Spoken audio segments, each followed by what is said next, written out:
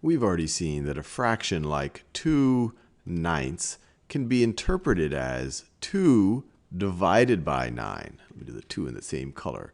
As 2 divided by 9. That if we have a fraction, it can be interpreted as the numerator divided by the denominator. And this leads to all sorts of interesting conclusions, some of which we've already seen and some of which are a little bit new. So for example, if I had the fraction 7/7, this can be interpreted now as 7 divided by 7 as our numerator divided by our denominator, and 7 divided by 7 is, of course, equal to 1. And this is consistent with what we've already seen. 7/7 would get us to a whole, and a whole is the exact same thing as 1. But we could do things a little bit more interesting as well. We could take something like 18/6, and realize that, wow, this is the same thing as 18 divided by 6. 18 divided by 6, which we know is equal to 3, And we should do a little reality check. Does this make sense that 18/6 should be equal to 3? Well, we could rewrite it. We could rewrite 18/6. Let me write it, make the sixth that same orange color.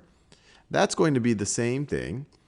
18 is 6 plus 6 plus 6, and then all of that over 6. All of that over 6. And then that's the same thing. That's the same thing as 6 over 6 plus 6 over 6 plus 6 over 6. And I could make this right over here in orange. And we've already seen, or we've seen many videos ago, that 6/6, just like 7/7, these are each equal to a whole. These are each equal to 1, and we can now view this as 6 divided by 6, which is the same thing as 1. So this is 1 plus 1 plus 1, which is, of course, equal to 3. But this starts to raise an interesting question. This worked out just fine because 18 is a multiple of 6. 6 divides evenly into 18. But what happens if we start having fractions where the denominator does not divide evenly into the numerator? Let's say we have a fraction like 23 over 6. 23 over 6. Well, we know that we can interpret this as 23 divided by 6. 23 divided by 6. And if we actually divide 23 by 6, so let's do that. So we divide 6 into 23. 6 into 23. We know 6 goes into 23 3 times. 3 times 6 is 18. And then when you subtract, you end up with a remainder of 5. So we might say, hey, 23 divided by 6, 23 divided by 6 is equal to 5 remainder 3, is equal to 5 remainder 3. But that's not that satisfying. What do I do with this remainder? This really isn't a number here. This says this is just saying that we're going 5 times, and then we have a little bit left over.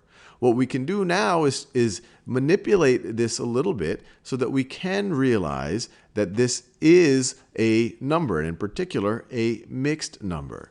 So for example, we could start with a 23 over 6, and we could divide it into, or we could decompose the numerator into one part that is divisible by 6, evenly divisible by 6, and the remainder. So for example, 23 over 6, we can rewrite as 18 plus 5 over 6. Notice, I decomposed the 23 into one part that is a multiple of 6, and it's the largest multiple that essentially fits into 23, or that is less than or equal to 23, and then the remainder. When you divide 6 into 23, you get a remainder of 5. You could view it as, I divided it into the remainder and everything else. And the reason why this is interesting is because we know that this is going to be equal to 18 over 6 plus 5 over 6 plus 5 over 6. Well, we already know that 18 over 6 is the same thing as 18 divided by 6, or 3. So this is the same thing as 3. So we know that 23 over 6, which is the same thing as 18 plus 5 over 6, is the same thing as 3 plus 5/6. Or if we want to write it as a mixed number, we could write it as 3 and 5/6.